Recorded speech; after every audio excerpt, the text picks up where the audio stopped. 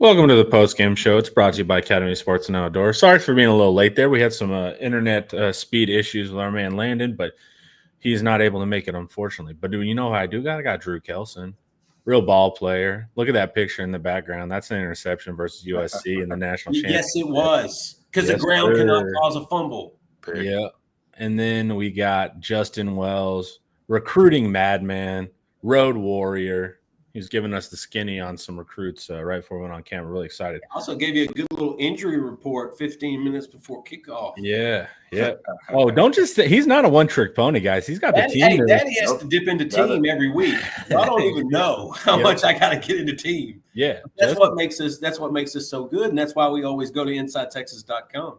There you go, Justin. That's it. And right guess there. what?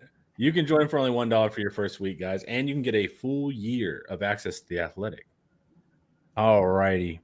Let's talk. So 38-7, Texas wins. We'll go through kind of stuff. So good win, no question. I want to go to Drew first. Drew's always very reasoned. Drew, what did you think occurred during the game? What did you like? What did you not like? Well, I agreed with both Coach Sark and Arch Manning post-game interviews. No, I mean, at the end of the day, one thing Sark always talks about is complementary football. You know, being able to create some momentum on one side of the ball, get field position, go score, go back, get field position, and really just allow the offense to feed the defense to feed the offense. I think we do a really great job when those things happen, and that was evident with the created turnovers today. There was obviously an emphasis on that going into the week. Punching the ball out was a theme today on defense. So they took advantage of that, created some complementary football. But beyond those periods where we have complementary football, we're just kind of searching. And so our defense continues to perform, continues to make the most, even when there's some longer drives. They find a way to get off the field at some point. So I think we're solid there. But there's definitely some frustration offense. There's some penalty issues. It's just you just see a lack of maturity in certain areas, and that's expected. So, another win and another opportunity to just look at film and figure some things out. Absolutely. Someone makes a point up top. They took advantage of complementary football, but the offense has not shown the ability to sustain a drive. So it was very boom or bust, right? If you scored, it was for 40 yards or right now. But if it was time to drive down the field and string plays together, ultimately unsuccessful. And then one thing that bothered me was we didn't win the middle 8, so you didn't win going into half and coming out of half. We didn't get there. And we had an opportunity for a 4-minute drill, and we failed that. We got the ball right back on a 2-minute drill, and we failed that. And I think we were 1 for 7, 1 for 6 or something on third downs in the first half. Let's see what we ended up. We ended up 2 for 12. Yeah. So, guys, these are the things that, we have smart fans in the chat. They're not going to say, but we won. They know that this is the stuff that gets you beat. This is how Florida beats you. This is how Georgia beats you. That kind of stuff. So, I still ultimately give the offense, even with 38 points, I give them a fail because they didn't win the moments, even though they were able to quick strike. I love quick strikes, but I also want to be able to win all those little moments. So that's the big thing. Defense was very weird for me today. Incredible turnover or like a lack – like San Jose State was putting together some drives that I did not expect them to do. They couldn't finish any of them, so that's a big part of the defense. But they had several 10-play drives where I'm like, what is going on here, And then sometimes we looked like we weren't attacking the run. We were kind of waiting for the run to come to us. And then the next drive, we were totally fine. And so defense also had kind of some weird moments for me too. And they were getting us on them in breakers, Drew. It was just in breaker sitting down in zone. So what do we used to? This is where I go back and say these guys have scholarships too. I mean, at the end of the day, yeah.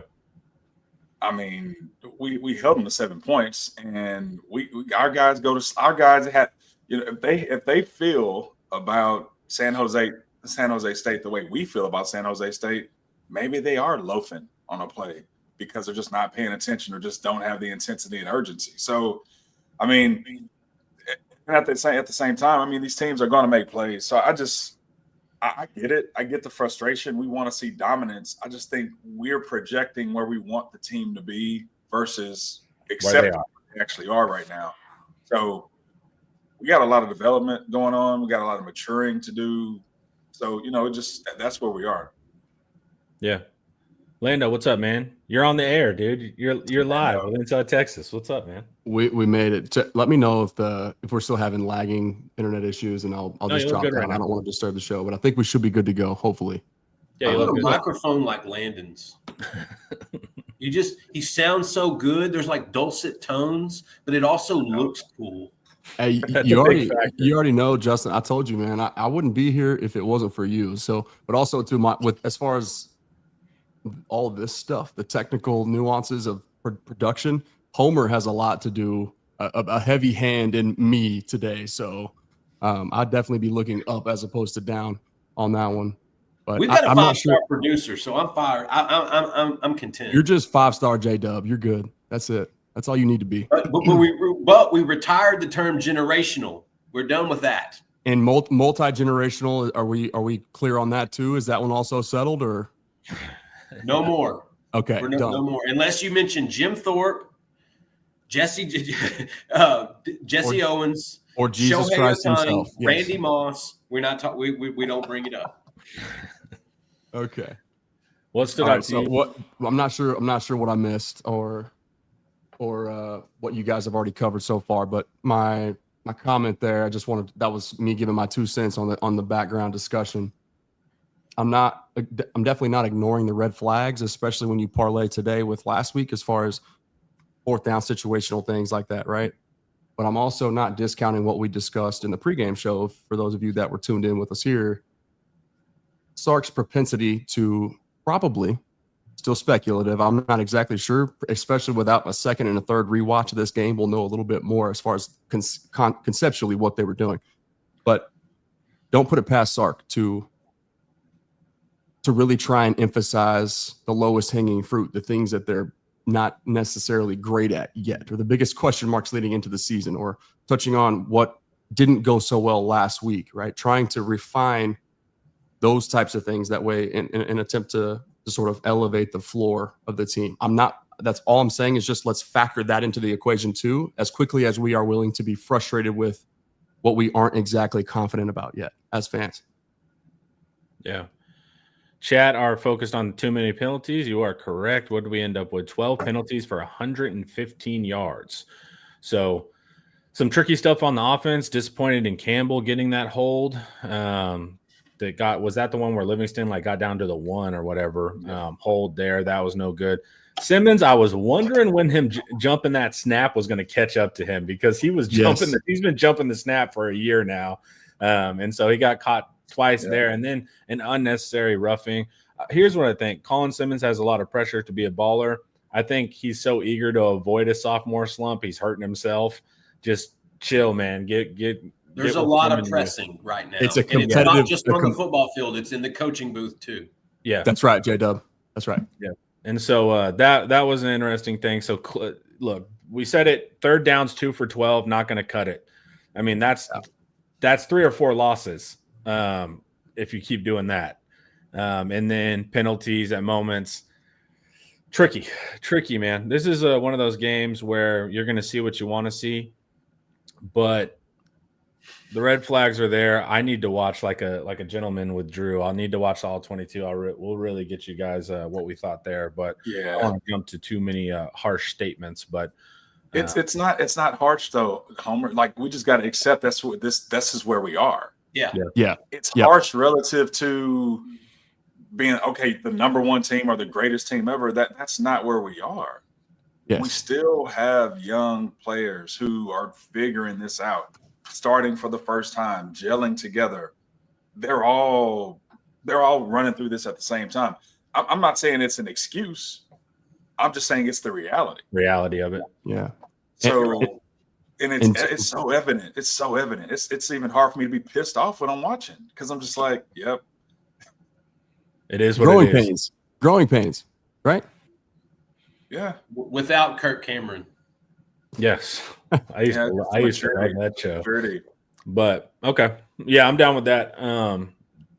What else did we do? I'm down with that. Here, I want to throw just something at you for a minute. The penalties, buddy. Drew said it. This is a young team. They're inexperienced. They're going to make those mistakes. But those penalties, guys, it didn't happen on busted plays. It happened on big plays. That's when it always happens. Yep. That's when it always happens. A throwaway. Yep. It wasn't a hold on a throwaway or a 2-yard run. They were all on chain moving plays. Yep. It's a J-Dub. It's another sign of pressing, like you mentioned a second ago, right? That same conversation in a young team. It just that's evidence of peeling back the layer of sports psychology that's built into all this, right? It's a signal of pressure, in a sense. We got, just once again, like Drew is trying to talk to you about, a sign of a young team. All of this stuff is synonymous right now. Okay. And I think look at the comparison to last week, just real quick. San Jose State had more yards than Ohio State did. I thought that was unique. Yeah. Texas, Ethan Burke mentioned Monday, they didn't force any turnovers. So they considered that performance a failure, even though that defense really came to play in Columbus. It kept Texas in the game. They forced 4 of those today. Arch Manning, lackluster debut, pressing as much as anybody, really kind of came out of his shell a little bit more. We're still going to see some of those mistakes, but people don't remember there was no Twitter with Peyton Manning. Yes. Go back and watch his freshman year. Eli Manning, his first 2 years were like that. But there was no Twitter, there was no social media, so there was nowhere to vent. There was nowhere to go extreme on one side or the other. A win is a win. They're going to go in and watch this tape. They're going to correct some stuff. I think the O-line's got some work. Brandon Baker especially has some work. But, man, I think they've got 2 weeks to get ready for Gainesville. They've got 2 weeks to really – and I don't know how much we're going to learn against UTEP, because UTEP is not as good as San Jose State. I don't know how much we're going to learn against Sam Houston State. That goes without saying. I say keep the dudes healthy, keep them sharp, and really just kind of work towards that. And Drew says you got to play your opponent. You can't look ahead. I totally understand that. But that's what I think that's where my vision is right now, getting this group ready to go into Gainesville for a fist fight, because it's going to be tough. Yeah. But hey, at the end of the day, I saw some good stuff from a lot of guys, a lot of young guys. Parker Livingstone is no longer a secret. Ryan Wingo and Manning started clicking in the second half. That's going to progress more. Jack Indries, buddy, that's Gunnar Helm 2.0. Seam monster. And if Jarrett Gibson is going to continue to run true north, he's going to continue to get carries. That's in spite of that fumble. Absolutely. Yeah, he put the ball on the ground. Well, guess what? Christian Clark ran for 412 yards to the line of scrimmage. So from an offensive standpoint, I was happy. The defensive standpoint, I got to rewatch it, because I felt like there wasn't that urgency. There wasn't necessarily loafing, but not taking the guys as serious, because that passing game was – and Homer, I think you tried to tell us about this last week, or beginning of the week. Like, look, they're going to toss the pill around. They've got a real iffy kind of offense, and I agreed with that. But just my quick overall thoughts there. Drew and Landon pretty much nailed it, but I don't know how much better they get until Gainesville, and I think that needs to be a focus. That was I will say too, Homer, you can correct me if I'm wrong, and also high five from our discussion earlier, by the way, pregame about Jack Indries. That definitely aged like a fine wine. But how did you notice a little more, just like as far as mesh point behind the line of scrimmage pre-snap, just those types of things where it's a little bit more misdirection and things like that happening today? They were more condensed. Right. Yeah, I noticed that too. So they played more tight end. They slowed their tempo down. They did a lot of stuff that was different than the first game, because the first game was like they were an empty half the time. So they did different things there. I thought Scudero did what I thought he was going to do. My big matchup was Littleton and Scudero. Look, on the tape, Livingston gets beat 3 times. They just don't complete it to him. So we need to, chill on Littleton, and I'm guilty of it. There, and we knew that was going to be a tough matchup. And then he does complete. He does lock down Scudero, and then he misses the tackle, and Scudero gets it. Also, the batted ball by, I think it was LaFau when they were in the end zone toward the end. That would have been 6 if he doesn't put his hands on. Won the route, and he was wide open for a slant, and we stopped it. So Scudero had a good day if his quarterback could get it to him. So he'll be in Power 5 pretty soon. DJ Lagway's going to make those throws. Yes. I don't know where Scadero's going to go. Power 5 he's going to Big go, 10 man. to the SEC. Yeah. Or Texas Tech might give him I have a question for you then.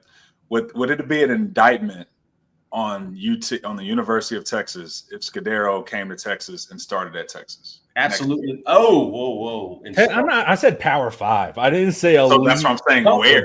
On the starting. Texas Tech, baby. That would not be good simply because Texas gets every single receiver on the roster back kind of next the point. year. I see what you did there, Homer. I like that. Disheartening to say the least. Yeah. He's like an Amendola. Paul was like, that's Danny Amendola. So little tiny slot. But I saw more Steve Smith, but I got you. Hey, shout out Anthony Hill for punching Scudero in the face, getting a fumble, man. I love that, dude. He's a big WWE fan, MMA guy. Clearly. And they box. Yeah. Anthony's dad had Anthony Jr. and Landon, his little brother. They box on a weekly basis. Yeah. And so I'm not surprised to see that at all. And any of you guys that know Anthony personally, I've known him now 7 years. He is one of the sweetest people you're ever going to meet off field. Like that's a good retriever. Just sweet. But once he snaps his chin strap, he's a different person. Yeah. He has that switch. So, yeah, that was a nice move. It reminded me of the Tyler Guyton left hook last night. That was nuts. Before anybody on the Dallas beat and just had a viral tweet on Thursday night. That was insane, man. Justin, sir? Kind of leaning into that, though, just shout out to the defense for being intentional about that. Because to hear Sark say last week in the press conference, hey, you know what? I got on the defense.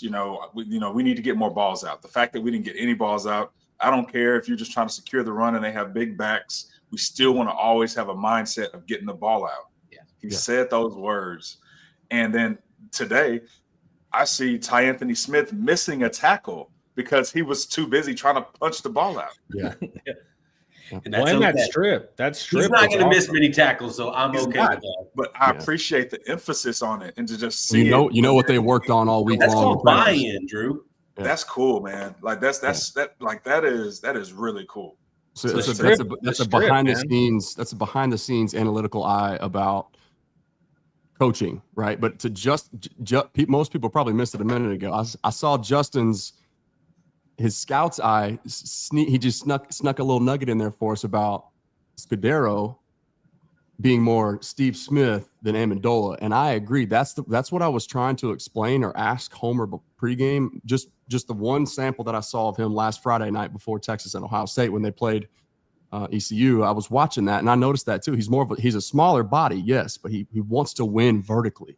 Right. Yep. And he's got that straight line speed and he's sudden stop and start, but not necessarily east and west. You're not going to see a ton of technician like tactics from as a receiver position. No whip routes or nothing like that, like Homer mentioned earlier too. So that was an astute note. I noticed that, Justin. That's a good call. I'm with you on that one. Thank you, brother.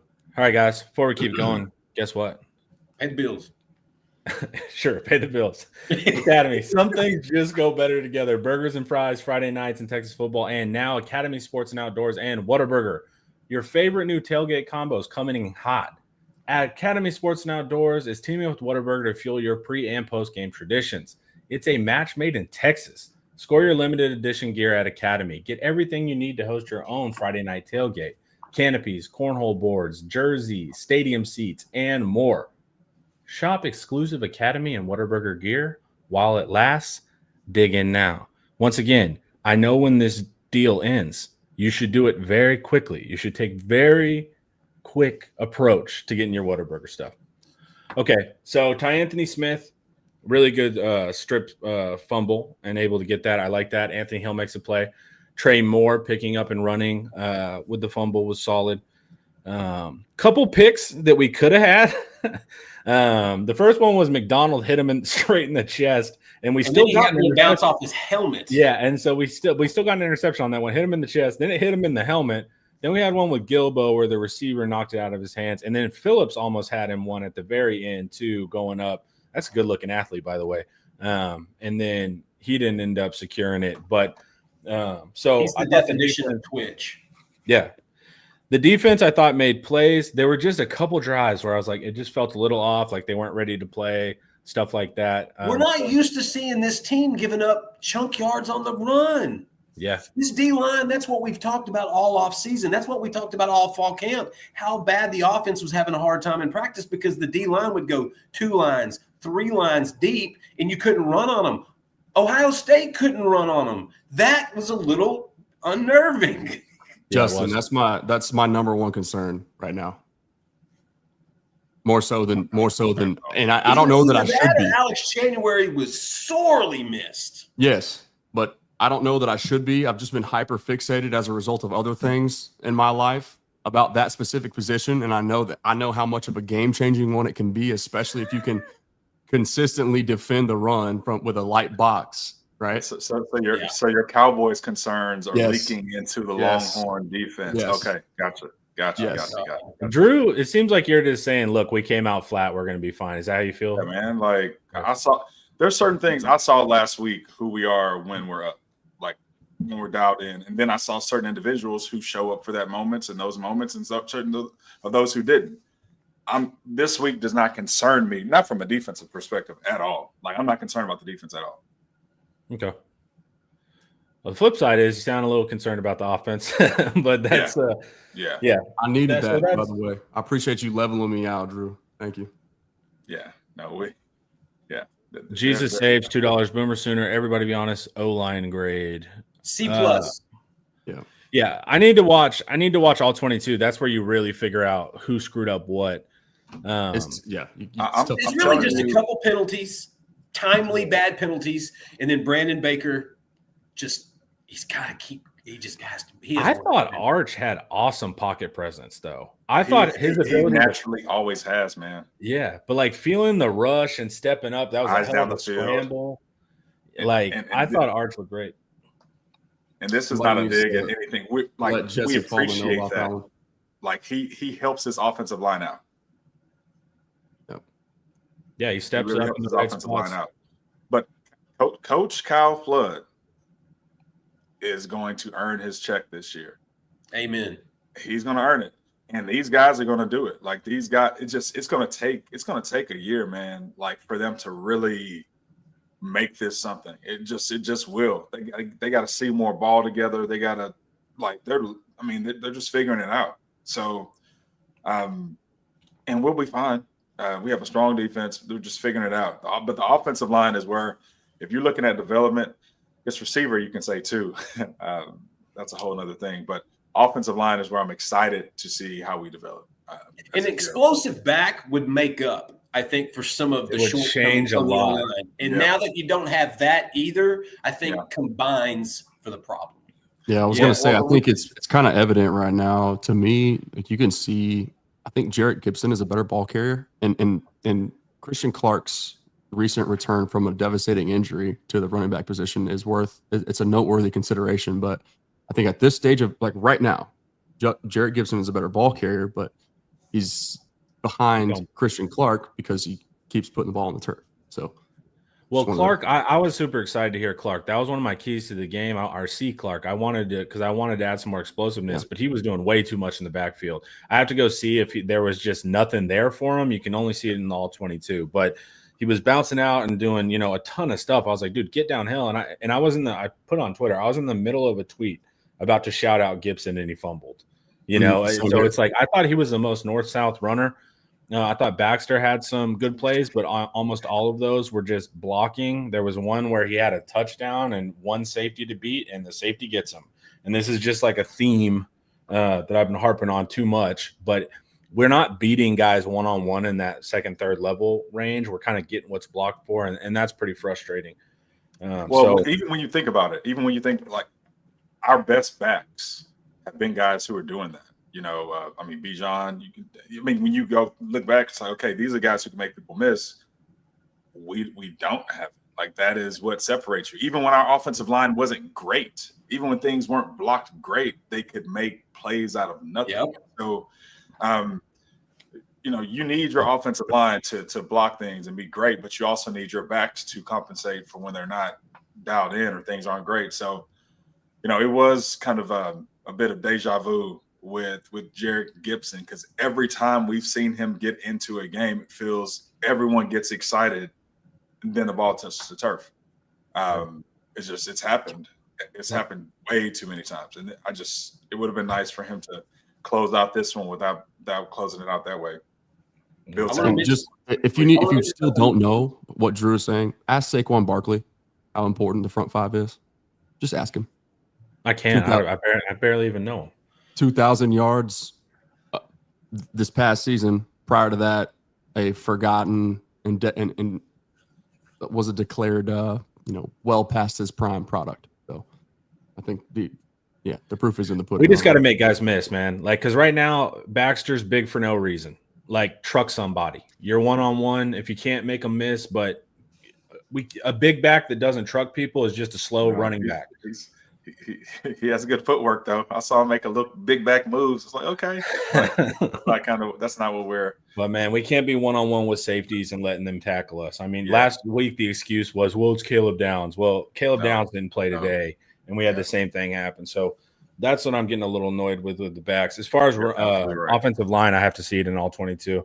And trust me, we have 2 film studies we do. We will definitely talk about the good and the bad there. That's a big aspect. Receivers. Talked about it quickly, but Wingo and Arch connection is sketchy to say the least. They start to figure it out a little bit later.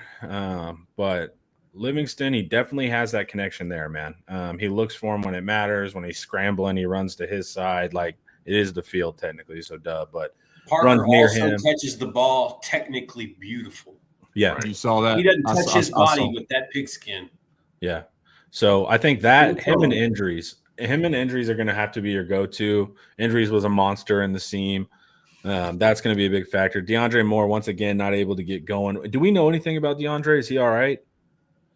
We don't have anything right now. Okay. I don't want to speculate, but we don't have anything right now. Okay, fair enough. The way he ran off the field, my first instinct said like he got the breath knocked out of him. But I thought it was his ribs too. I thought it was something. Something like that. Yeah. And also, I'm going to just say I don't think it's going to be anything huge, only because he wasn't in pain when he was coming off and going to the tent and going in, and they don't need him necessarily like they didn't for the other 3 or 4 guys that didn't play today. Hey, he got some targets, which last week I think he had 2 in the entire game. They had to make up for that. He had a few more in this game. He didn't necessarily have to get out there and continue to play. But at this point, I want to see all those receivers playing with Arch on a regular basis, no matter what, because the reps on reps is going to be the difference in October, November, and December. All right, we got it happened according to not a concussion, Nick. Okay. Moore got hurt on somewhere in the 3rd quarter. He got landed on by like 3 guys. Nothing twisted. That's what I was worried. I'm always worried about that at first, like a knee or ankle or something, just because you fall behind, people come up in underneath you. He got like 3 different guys kind of fell on him. I thought he may have fell on the ball and knocked, like Landon said, get the wind knocked out of him. But I'm going to say it's something in the ribs. I'm going to say it was that 3rd and 9 screen is when he went down in the 3rd quarter on the 10th offensive drive. And then I know after I said I wasn't going to speculate, I just did. Yeah, and it happens to the best of us. I felt strongly about this play apparently too. I called that a dumb play call. Dumb. So that's why I don't like color for that word too. Just make sure that it's like a brown color automatically in the spreadsheet when you type that word in. And Justin Wells bringing up Colin Simmons. That's another injury that happened later in the game. That's another one that was kind of similar to Moore. It didn't look very bad. Right. The sideline reporter. Did you hear what she said, Justin? No, sir. She said okay. So the sideline reporter, I think. Did the hook? Yeah. Okay, you're right. Yes, sir. Go ahead and let the viewers. I think we dodged a bullet there. I'm not sure, but that according to her and her perspective, everything is fine. So who knows? Well, he was laughing and joking. And let me tell you something. If he had a dislocated shoulder or a broken collarbone, there's no laughter. He ain't laughing. Right. Yeah. I don't know, man. After the game, I just feel kind of like, like it. Well put. Just like, So there's clearly issues here. But I think Drew's take is right. Is like we can't evaluate this team as like playoff last year, returning a bunch of guys, reload. It doesn't feel like that. We need to kind of meet them where they are. The offense needs time to figure it out, just because it's not even the penalties, which suck. We're not doing anything on third down, and then just the lack of connection with pretty much everyone besides Livingston. They just need reps, man. Running backs, defense, God bless you this season. We're gonna need you. We're gonna need you. Apparently the roommate telepathy is powerful. So what the answer is, and I think we're all missing the ball here, just move every receiver in with Arch, buy them a mansion, and they all they're roomies for the rest of the year, and we're good to go, man. Everything is solved. Just like Michael right Irvin did. Yeah. They got the money for it. I think that's the key. But it was a strange game. It also felt like the longest game ever. I don't know. We had so many all the possessions. Yeah, there were so many turnovers too. And the penalties slow the game down too. You get double digit penalties. That's clock stoppage. That's extra timeouts. I mean, extra commercial ad space for the network. I mean, it does drag it out. Plus, it was kind of gloomy. It was humid. It'd been raining earlier in the morning. You kind of got that blah type of vibe out there today. Yeah. I thought almost the exact opposite of week 1 in Columbus for me. I felt like that game flew because it was just pretty clean, pretty run heavy, pretty. Yeah, there were only a couple possessions for Texas in the second half. It was. I was like, I felt like the value of my dollar as far as like how many minutes at a football game my dollar got me was about as short as it's ever been in that matchup.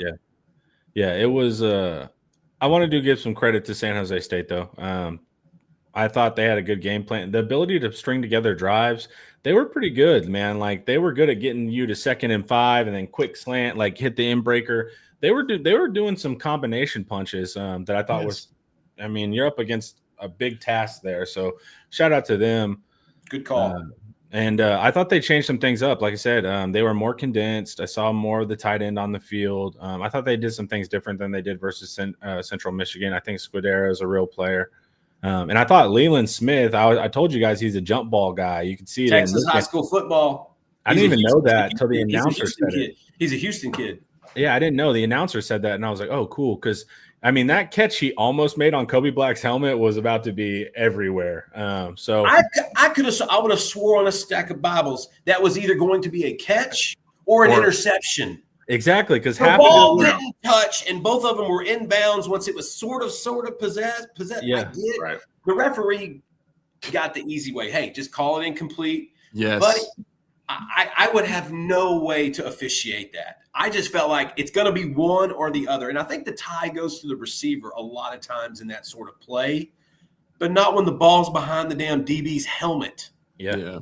Pretty much every rule to that point is it favors the offense, right? Just by nature. Right, it does. But yeah. I didn't even know how that's interesting. I don't know when do you determine possession if you can determine solo possession if at all, right? They don't know what a catch is anymore. They damn sure don't know when to determine it. They still don't. Yeah, it's. But it was still funny because half of it was caught by his head, so technically that was an interception catch at the same time. 20 years ago, that's a catch. They just give you the catch. They give you the benefit of the doubt. Based on how awesome, I would have given it to him based on the highlight. Yeah, it reminded me of Carnell Tate's catch last week. It's like, oh, we're going to get one of these a week. Yeah, lovely. You know, we do have paralysis by analysis, though. Seriously, there's such thing as too many cameras and too much slow motion for what the human mind can perceive as reality, right? Like that is a thing, and I think we're kind of falling victim of it right now. It's over analysis. You can't make it. You can't determine anything. Oh, I'm gonna overanalyze everything. I got film, baby. Yeah, I gotta pay the bills. Let's analyze. You can press pause on that space bar comes in handy, but it's dangerous at the same time. It's wild. Give Coach Ken his flowers. I thought he brought he brought a team that was undersized and did not have the same dogs and had a great game plan and they played hard. I know Texas fans want this to be more of a blowout. Coach Ken is a hell of a coach, guys. He is. And I think they didn't play well last week. So I think it was only natural that they were going to come out this week with a little bit more vigor, a little bit more fire. And I think you got to give him credit where it's due. He came on the channel. So shout out to him. He came on the channel, did an interview with Joe a couple months ago. So we thank him for his time. And Joe held him accountable. I was fired up. He was awesome, man. So yeah, credit to San Jose State, man. There was no rolling over for them. They were trying to score the whole damn time. You know who I thought had the most comfortable over the middle pass? Caldwell. When he was in, you talking about that one, the window or the locket? The one, the locket. He looked effortless. Yeah, he was just like, all right. You know, Arch has been like straining and like trying to force it. He was like, guys, you just go like this. This is how it looks. Yeah. And so I was like, all right, Caldwell, like that was the best over the middle pass I've seen this season from We're gonna have a quarterback controversy. Oh yeah. Well, no, I love that he can come in, man. Like he seemed cool, calm, operate. Let's run. Okay, I gotta throw. Crazy. Oh, you know, it's Texas. So even if there is no QB comp, we'll make one somehow. The fans will turn on them fast. Does the play calling look different than when Quinn was back there? This offense looks different. Yeah. Boomer swing. Yes. Yeah. There's not 900 different because Arch has more progressions. And there's an element that Arch can access that Quinn never could in his game as well. So yes. Well, it's just not screens 7 times a drive, which I appreciate too. Now Arch missed some. I was gonna say maybe that's not Arch's strength. Yeah, but like Arch, there was a couple they would circle him. You know, it's like, dude, Wingo's wide open on this crosser. You check down. But then they also talk about how Arch will speed his clock up in his head, and you could see that a couple of times. There were big gains still over the middle, but he wanted to check down, or he would start to go mobile. But still a young quarterback. He won't miss those for too long. But I thought that was interesting too. But it's not as check downy, and of course that scramble shows you what Arch can do. He's really good. Evan pointed it out. Really good on the sidelines. Like he's nimble, nimble. Yeah, he makes it look like he's going out of bounds every time, and he's not looking to go out of bounds. They asked him, "Who's your favorite player besides Manziel?" He said, "Josh Allen." Pay attention to who players say is their favorite. Trevor Lawrence. Yeah, and so he was like, more Lawrence. We can't forget either that dude sprinted with his spine parallel to the turf for like 9 yards last year against Ohio State. Just like anything to keep it going. And that's when we were all holding our breath, waiting for that ball to fly out. But anyway, yeah, he got under my skin today, Drew. I'm sorry. I need to let that hurt go. But he fired me up a little bit. There's no doubt. Jesse Palmer. He was talking about Arch a lot. I'm like, are you an analyst? Are you a color analyst? I mean, that's people have coach? to understand. Like this Arch Manning train, it was full. It was full. Every interview he does is now posted to national. It's posted to ESPN every time website. It's on the app. It's on everybody's platform. I never saw Quinn's interviews the last 3 years or whatever. I never saw his interviews. You never see it on ESPN. Every time Arch speaks, I see it there before I see it anywhere else. Yeah. So we just have to level set. Like this program is about to get a ton of exposure, a lot of it from people who really don't understand where Texas is. They understand the brand, but the brand is going to be held to a standard in certain ways maybe the team is not ready for.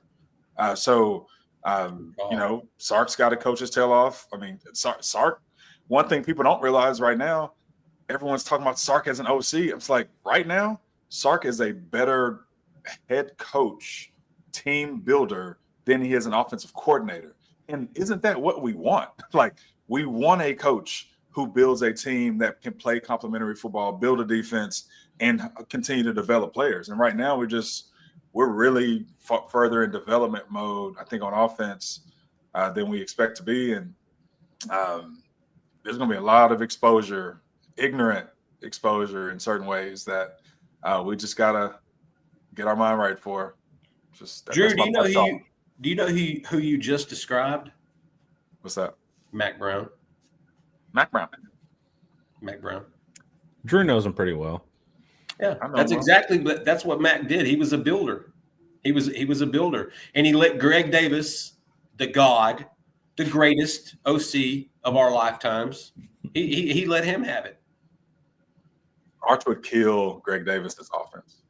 Oh my God, that made my heart like pitter patter. Arch and Greg Davis's offense.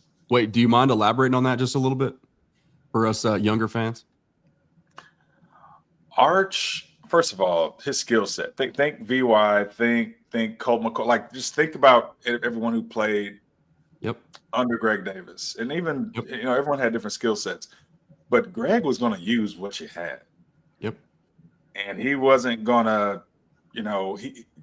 there's a certain level, and I don't know if it's truly Sark's offense, or is it Sark's ego? If it's just Sark holds a certain level of pride in being an NFL guy or a guy who can develop quarterbacks to play in the NFL, but Greg Davis, if he can run zone read with you, we're running zone read. The way he involved tight ends, the way he could involve the screen game, the way he could lean into the run, he was just very deliberate about what the strengths were, and he wanted to. We'd run the same plays sometimes throughout the game in just different ways, but we knew who we were going to get the ball to, and it was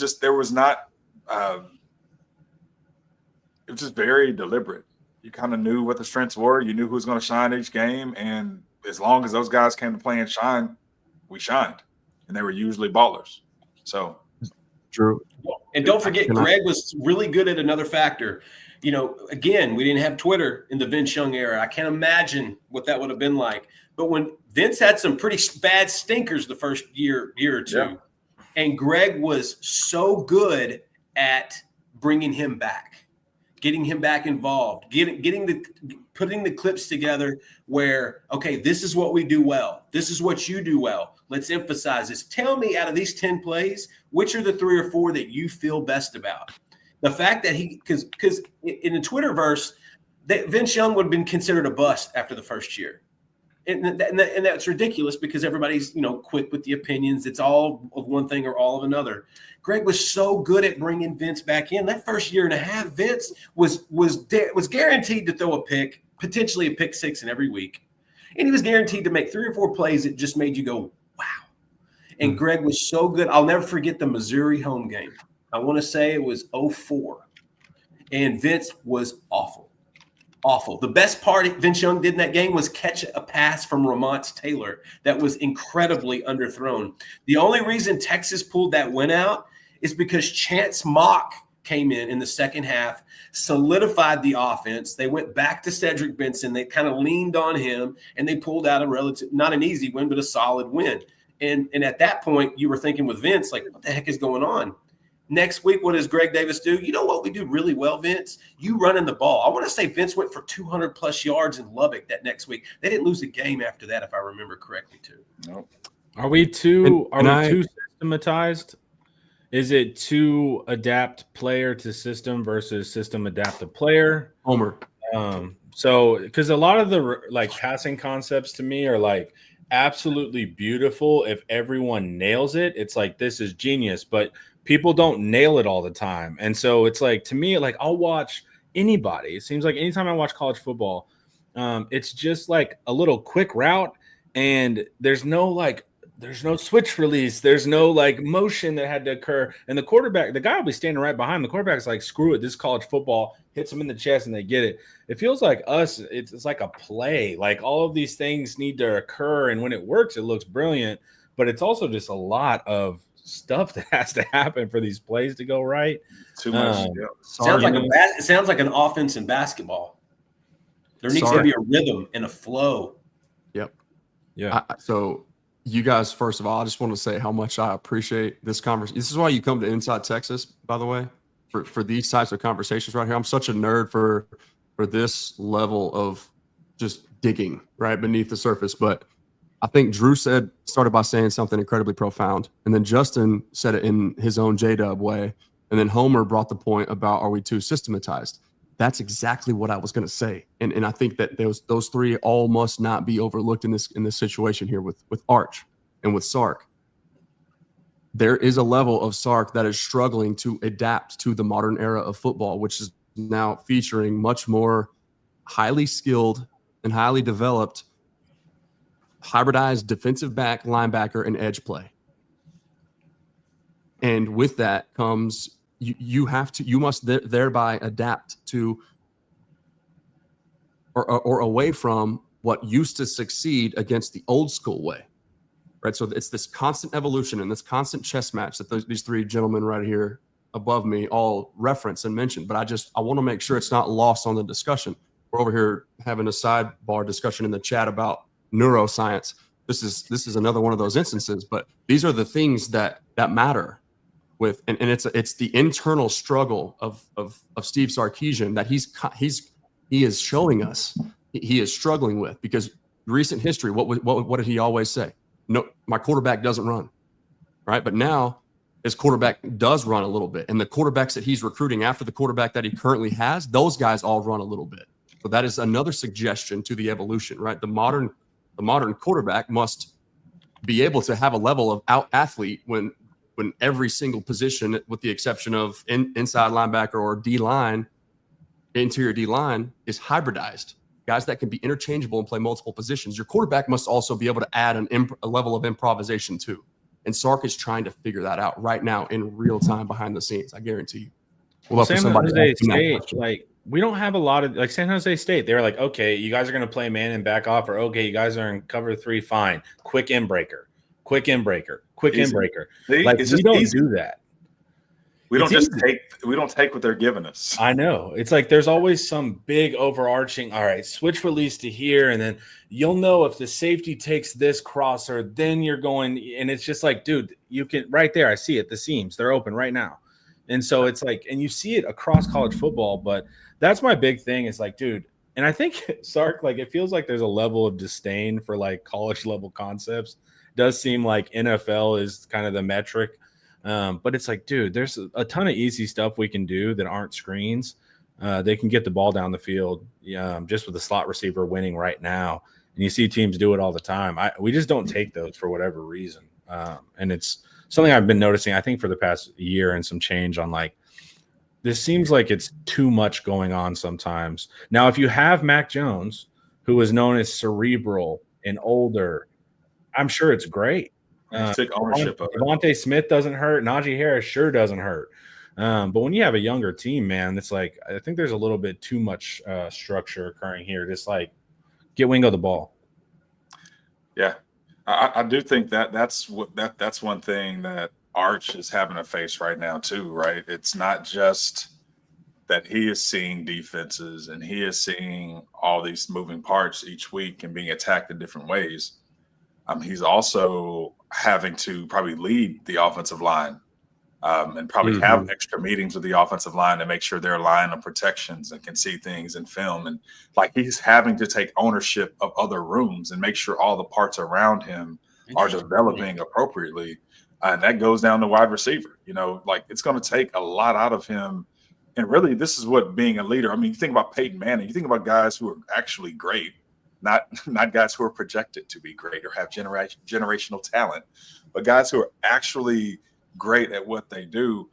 They take ownership of every moving part around them.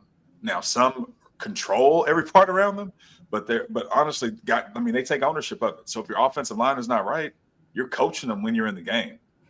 When your receivers are not right, you're coaching them when you're in the game. And so I just think that's a certain thing he's going to have to develop into as well. Because he has a lot of guys he has to get in sync with, and the clock on all of this stuff, it's now. You know, the urgency of development and improvement is now. So it's gonna take more than just showing up and learning the offense and preparing. Like, it's gonna take a little bit extra. Yeah, but for now, just give me quick game. Like, you know, give me quick game. Like, I see everyone else. Baby. You mean like what Julian Sagan had last Saturday? Right. You know why Texas is getting sacks? Because he got the ball out in 1.5 seconds every play. Yeah. We don't need these beautiful, like, if it works, incredible, you'll be on ESPN. Like, just give me the simple stuff. Like, this guy doesn't always have to run off this guy. Sometimes it's, look, the nickel is in this leverage, I'm going to break in. He's inside, I'm going to break out. And it's just, that's college offense, and it works in college. We see it all the time. All right, guys, before we keep going, guess what? What a combo. Check this out. We're gonna go on a little shopping spree here, guys. Check out what we got from the Academy of Whataburger collab. Oh. Get you that hat. I like that right there. It's going fast, everyone. It's going fast. Shirts for the kids. You got some Hey Dudes. You got a cart. You can carry all your game day stuff, or a toddler that's tapped out from 3 hours at the game. You can get a little football here. Joe got this for his daughter. Wonderful. Tote bag. I like this sweater here. I like that. Yeah. Then, we got a jersey for Drew, man. You can relive it. You can walk around in a jersey if he doesn't walk around. I'm going to get another number on there if they have one. And then the onesie. I like that onesie, but did they have it in adult sizes? Yeah, I'll ask. Whenever I email with Academy, I'll check for you, dude. I'll see if we can get you one. That'll be really important. But so comfy. This is ending soon, guys. Very soon. So go make your move and get the Whataburger Academy collab. What a combo. Okay. Feel a little flat, guys. I gotta get happier, I guess. But that game, I'm looking forward to the All-22. I want to see what happens in the run game, all of that stuff as well. We'll do some awesome film studies on it, so I know more. Chat, you guys flood it right now. Let me know exactly what you guys are thinking. Anything you want to throw to us to address that we didn't hit, throw it in the chat now, and then we'll talk about it. I think that's going to be an important thing. All right. Lando, you're like in the chat for real. You're on the show. You gotta engage, man. That's for the algorithm. We got you. Don't worry about it. There you go. For the brand. The brand. Yeah. Just real quick, just to elaborate on what I just typed. I know I'm like intently typing over here, but I'm passionate, man. I believe in it, and so it gets the discussion going. And people clearly like it. Synonymous with the evolution talk. I think Bennett made the point, and somebody else too above. I don't want to waste time scrolling back up, but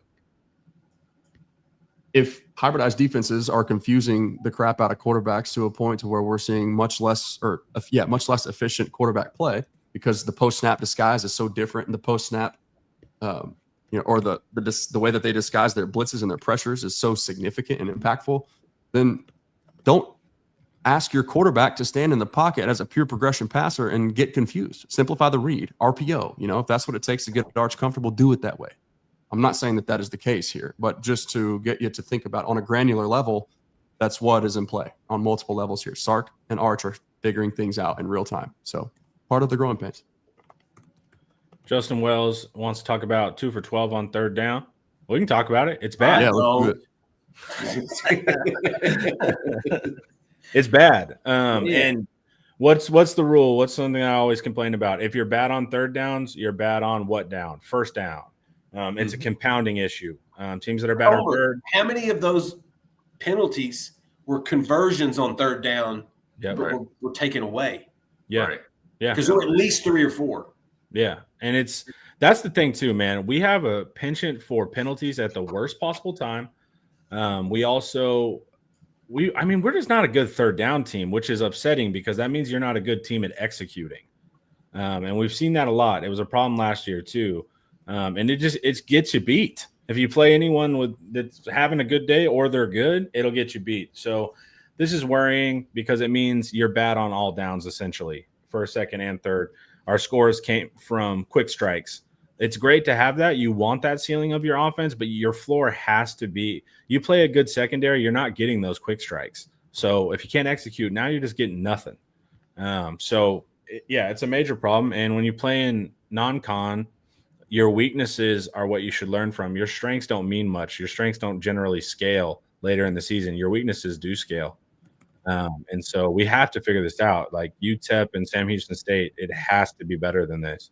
Pre-game, I said I wanted 50%, and we didn't get close to that. So, yeah, the expectations from the offense to me have gone down dramatically, and we'll see. I know it's early, but like I said, these things tend to linger. Execution is execution, but yep. Drew, you got something? You're looking away. No, you're right. I think I was speaking out loud earlier when I was saying we have to accept the reality of where the team is as opposed to where we want them to be. I was talking to myself. It worked for me too. So it wasn't like I was already there. It's just that's what I'm with each week and with each game, especially, just being able to talk about it immediately after not watching film. That's that's the mindset I have to have. We're out of sync in different ways, so good point. But we still have, and last week showed me, in spite of mistakes, we still have a team that can go play with anybody. So I still feel strongly about what we're capable of, but it's something we're going to have to keep working through. The floor is not there. Whether you're actively trying to develop or not, the reality is, to Justin Wells' question or point a second ago, is that development only truly happens in real time anyways.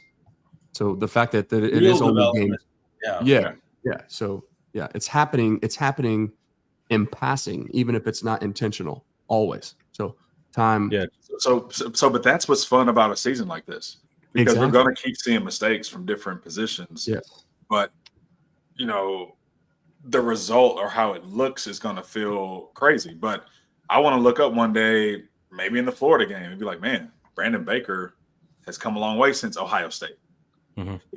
Like that's the stuff you're looking for when you're looking at the film. I mean, does that mean he's going to be dominant and get 5 pancakes? No, that doesn't mean that. But that's what coaches are looking for. You're using the season to coach too, but you also have the talent enough to be able to win a lot of these games. And as guys are developing and getting better, you see where you are at the end of the season.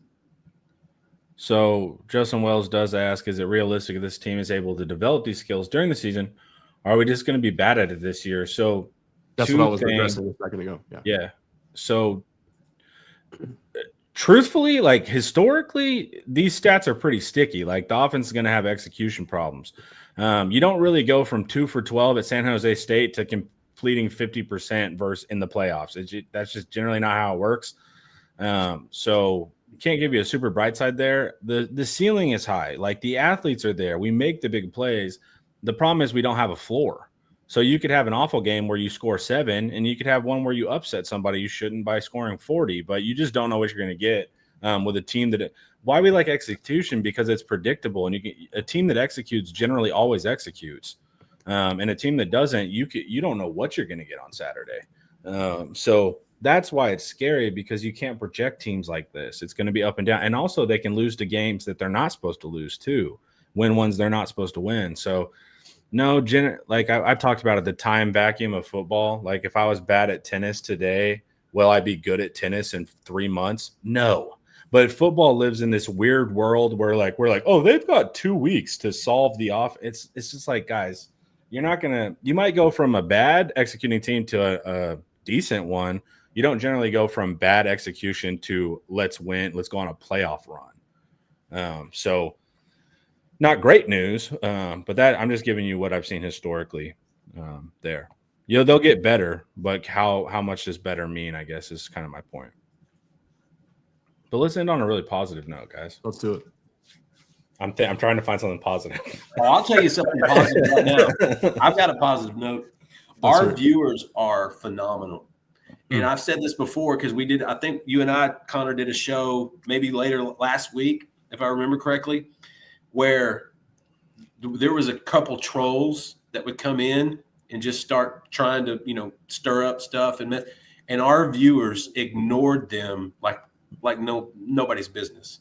And so I'm very appreciative of our viewers who have been so engaging with us. Of course, Landon's the one that's on top of it, but there have been a few guys that have tried to come in and troll and just, be silly and selfish and nonsensical. And our viewers are just ignoring it. And I got to tell you, that's very, very. There's nothing that upsets a troll more than no attention. Exactly. Yeah. And then if you'll notice, he'll increase posting, even though he's, probably. We have a couple that are regulars, that are rivals, that are actually pretty lighthearted and funny. They're just, it's like bar trash talk. I'm cool with that. But the ones that just come in everyone sucks, your team sucks. It's just those are boring. Hey, the Ohio State guys there was a couple guys that were really good in engaging a couple, probably last week or whatever. And so that's something I think is really positive, because you know what that does? That allows us to have a more free-flowing conversation. Correct. Yeah. And also exposes us to a wider audience. If rival fan bases can tolerate us, that tells us we're doing a sound and objective job actually breaking down what's really happening. Ohio State they really liked the film studies. There were a lot of good Ohio State fans, and they turn out, man. The views from Ohio State last season and this season, they're a super active online fan base beyond being big. Some are big, but they're not good online.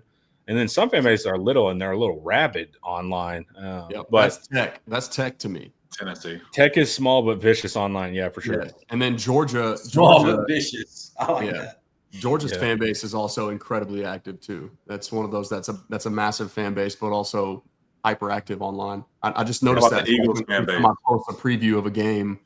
There are certain fan bases that are they talk more and they talk louder, right? And Georgia is definitely one of those. Yeah, it's a good thing. It's a good thing. How about the Eagles? They are probably top of the list. Yes, I would say. Yeah, for going hard. Oh yeah. It's that newfound money. Really. It's a different thing. Yeah. All right, guys. I appreciate you for doing the post game with me. Chat, I appreciate y'all as well. It doesn't feel like we won, but we did, guys. 38-7. We won today. Hey guys, I have something we can look forward to. Yeah. Yes. I'm really you know what? This could bring us together. Yeah. Michigan plays Oklahoma tonight. Yeah, please, Michigan. Please. We need this. If you ever need perspective in life, not just football, I'm talking about general life, Drew Kelson's the guy. I swear on a stack, the guy's perspective always, I'll come in hot, mad, funny. It doesn't matter. Drew keeps it cool. And that's why you got to follow us at InsideTexas.com. Let us earn your business. Justin killing my lead-ins today. God bless him. Guys, you can join for just $1 for your first week, and you can get a full year of access to The Athletic, always bringing value. You're not even going to have to wait till Monday to see me. I'll be there. I'll be on tomorrow. Cord, me, and Eric and myself. We will be doing the rewatch. Going to watch over it again tonight. Hopefully, get the all 22 tonight. If not, I'll normally get it in the morning. But we'll talk about what we saw there from a more educated perspective after sleeping on it and watching the game a couple more times, guys. But fun matchup tonight, Michigan OU. I'm really looking forward to that. I think it should be a fun game, however it turns out. Chat, thank you to my wonderful crew here that came and joined me. I appreciate y'all as well, guys. This was the postgame show, and it was brought to you by Academy Sports and Outdoors. Have a wonderful Saturday, everyone. Peace out.